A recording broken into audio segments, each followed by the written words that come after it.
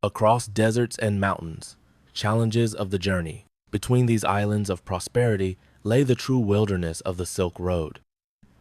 For any traveler or merchant, the journey was long, arduous, and often dangerous. Nature itself presented the first and greatest challenge. From China, caravans heading west had to cross the Gobi and Taklamakan deserts, inhospitable wastelands known for their extreme temperatures and deadly dearth of water. The Taklamakan in particular was feared. Its name in local Uyghur lore means, "Go in and you won't come out." Endless dunes of shifting sand hid ancient cities lost to time. Travelers spoke of haunting winds in the desert night that seemed to wail like spirits. Sandstorms could rise without warning, scouring man and beast alike. Many caravans left the bones of camels, and occasionally people, in those merciless sands. As one account describes, at least two accounts describe horses driven mad by the wild sandstorms encountered in these parts.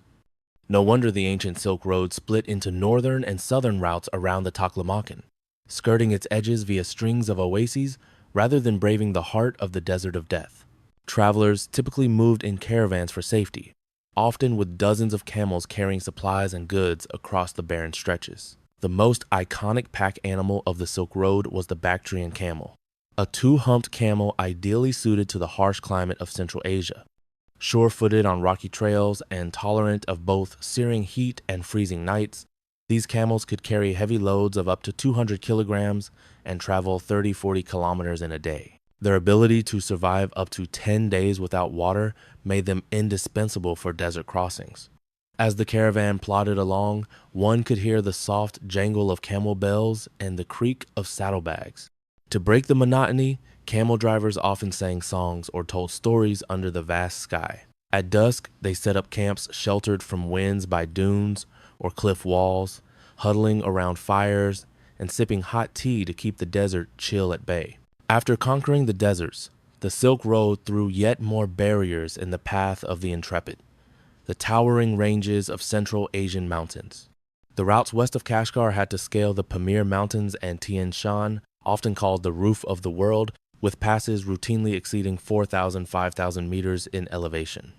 Thin air and fierce blizzards made these crossings perilous. Narrow trails hugged mountainsides above dizzying gorges. Some stretches could only be traversed on foot or on yak-back rather than camel.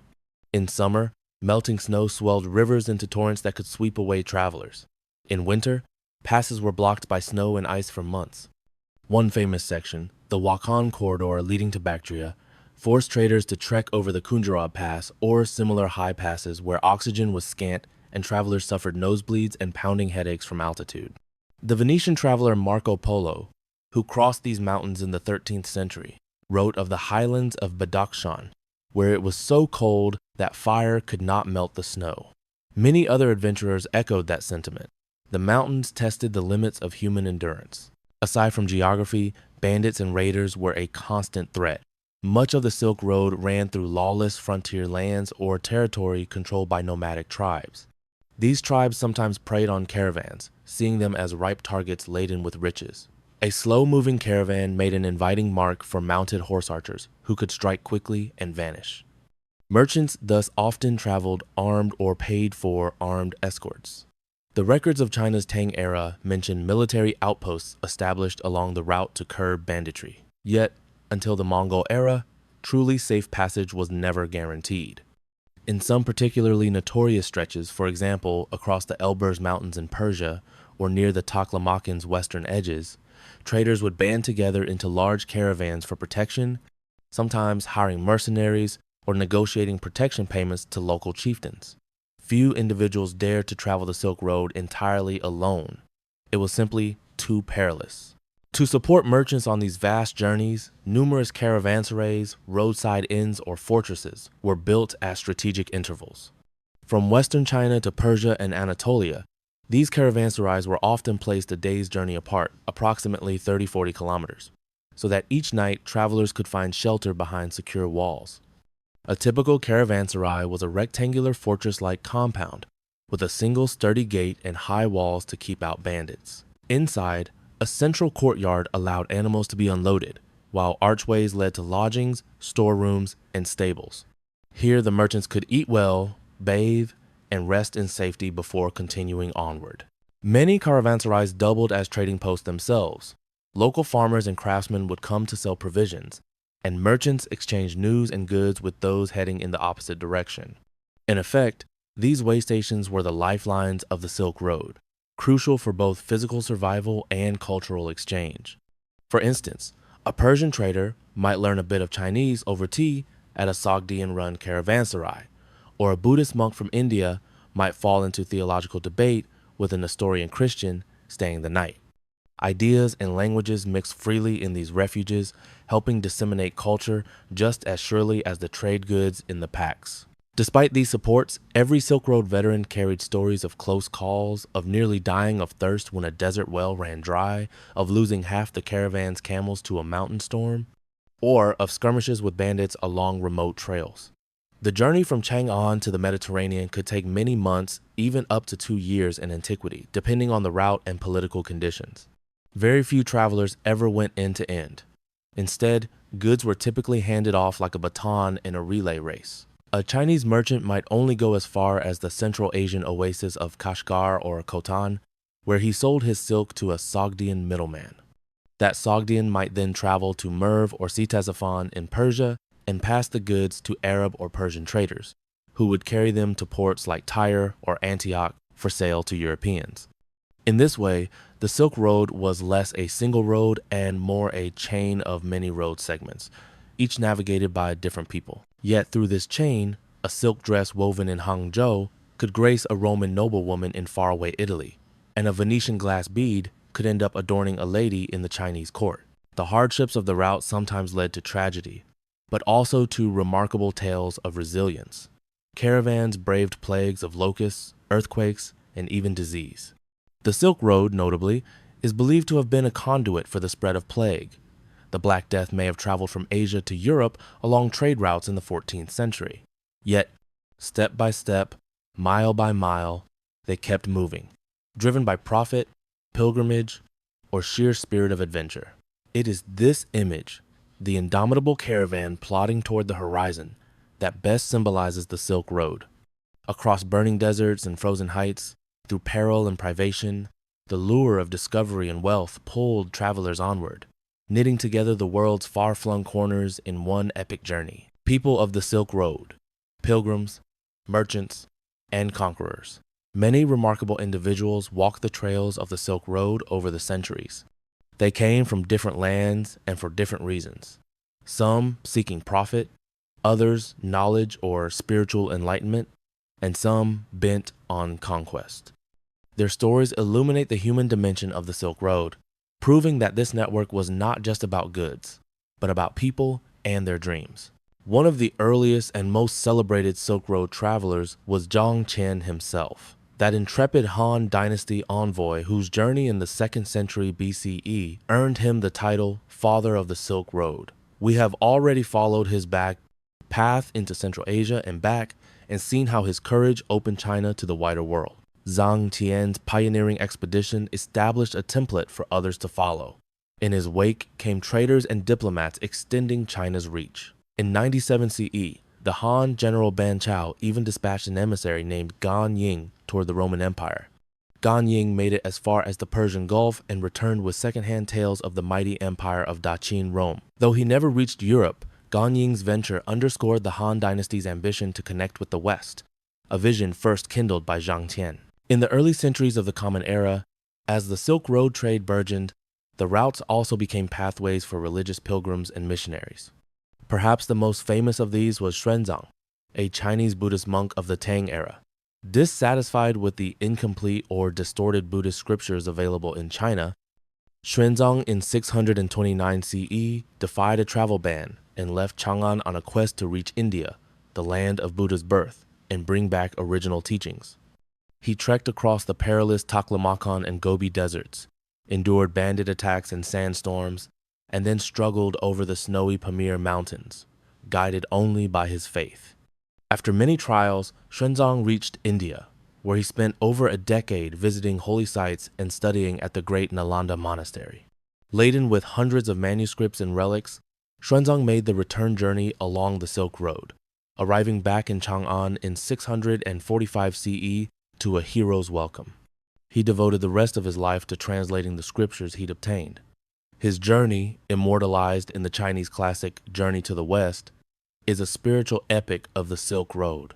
Not only did Xuanzang's efforts bring Mahayana Buddhist knowledge to China, but his detailed travelogue described the geography, politics, and cultures he encountered, providing a treasure trove of historical information about 7th century Central Asia and India. The Silk Road, in his case, truly served as a path of enlightenment linking civilizations. Centuries earlier, Buddhism had traveled the opposite direction on the Silk Road, from India into East Asia. Anonymous monks and missionaries from India and Central Asia braved the caravan trails to preach in China. By the 1st-2nd century CE, Mahayana Buddhism entered Han China via the Silk Route, likely through the oasis towns of the Tarim Basin. These wandering monks left a lasting legacy. They helped translate Buddhist texts into Chinese and establish the first monasteries on Chinese soil. Figures such as the Parthian monk Anshigao and the Kushan monk Lokaksema were among those early Silk Road missionaries who settled in Luoyang and Chang'an in the 2nd century, sowing the seeds of Buddhism that would bloom in China. And so, while Xuanzang was journeying west to seek the Dharma in its purest form, centuries of holy men had already journeyed east, ensuring that by the Tang dynasty, Buddhism was deeply rooted in Chinese society, all thanks to the Silk Road's fertile ground for spiritual exchange. Of course, not all travelers came in peace. The Silk Road also saw the hoofbeats of conquerors whose empires reshaped the map. The greatest of these was Genghis Khan, the Mongol warlord who emerged from the steppes in the early 13th century. With a ferocity that terrorized the world, Genghis Khan and his successors such as Ugadai, Mungke, and Kublai Khan built the largest contiguous land empire in history, stretching from the Pacific coast of China to the Danube in Europe and the Persian Gulf. In doing so, the Mongols essentially took control of the entire Silk Road network. Initially, their conquests were devastating. Cities that resisted were annihilated, and ancient centers like Merv and Samarkand were razed. Samarkand's destruction in 1220 was noted earlier.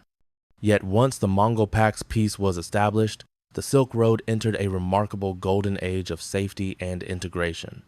By the late 13th century, a single authority, the Mongol Empire, ruled almost the entirety of the Silk Road routes, with the notable exception of some Middle Eastern stretches.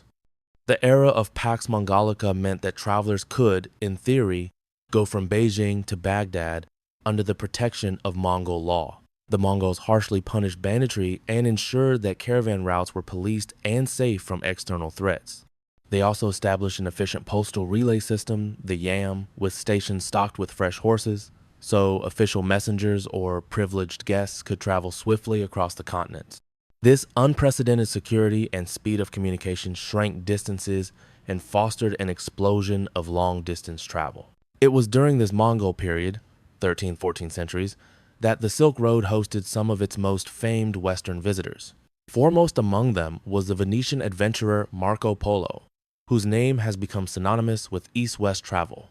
In 1271, young Marco Polo set out from Venice with his father Niccolo and uncle Maffeo, heading to the court of the great Kublai Khan, grandson of Genghis in China.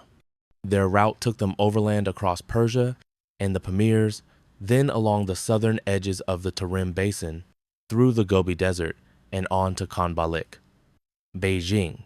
After a journey of about 4 years, the Polos arrived at Kublai Khan's summer palace, the fabled Xanadu, around 1275 CE.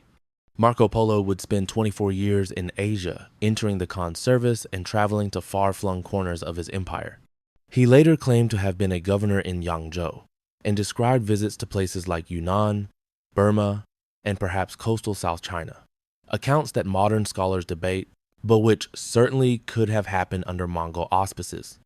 When the Polos finally returned to Venice in 1295, they had to beg to be let in, as their fellow Venetians barely recognized the travel-worn strangers speaking strange tongues and wearing Tatar clothing. Marco Polo's subsequent book of travels, recounting the wonders he saw, from the glory of Kublai Khan's capital and the wealth of China, Cathay, to the marvels of India and the Spice Islands, gave Europeans one of their first detailed glimpses of Asia.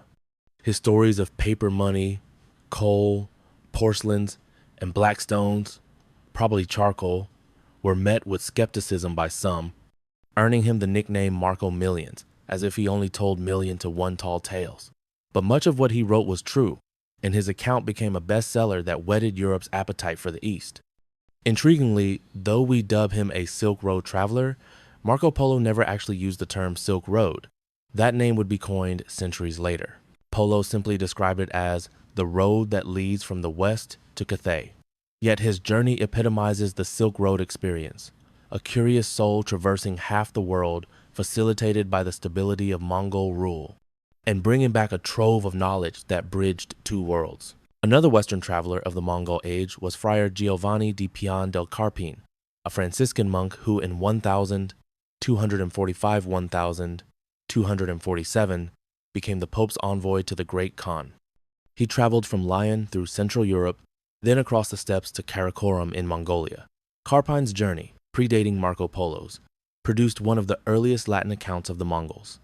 Not long after, William of Rubruck, sent by King Louis IX of France, also traveled to Karakorum, 1253–1255, and marveled at the multi-ethnic gatherings at the Mongol court, noting Christians, Buddhists, and Muslims debating theology in the Khan's presence.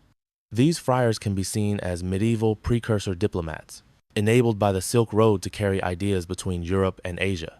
From the Islamic world, the great traveler Ibn Battuta also left his footprints on parts of the Silk Road. A native of Morocco, Ibn Battuta journeyed over 120,000 kilometers through the Afro-Eurasian world in the 14th century. In 1335, he crossed into Central Asia, visiting Khwarezm and Samarkand, which by then had recovered under Mongol Ilkhanate and Chagatai rule. He continued through Afghanistan to India, mostly by sea and land routes slightly south of the main Silk Road, and later he even reached China around 1345, visiting Yuan-ruled cities along the coast. While Ibn Battuta traveled somewhat after the peak Mongol Pax, he still benefited from the relative openness of routes. He, too, wrote of the great wealth of Chinese cities and the efficiency of the Mongol postal system that ferried him swiftly between imperial lodges. Ibn Battuta's perspective as a Muslim jurist differed from Polo's as a merchant, but both conveyed awe at the scale of the Eastern world. The fact that such journeys were possible at all for a lone individual reflects how the Mongol Empire made the world feel smaller, connecting distant societies under one vast political tent. Throughout history, countless others traversed sections of the Silk Road. Nestorian Christian monks from Persia who established churches in Tang, China, Persian and Arab artisans invited to the Chinese court. For example, Muslim astronomers and architects were present in Yuan dynasty Kambalik, Jewish Radhanite traders in the early Middle Ages who carried goods and letters between European and Asian Jewish communities, and Armenian and Georgian traders who linked the Silk Road with the Black Sea trade. Each carried with them pieces of their culture to new lands and returned home with foreign influences, contributing to the rich mosaic of Silk Road heritage.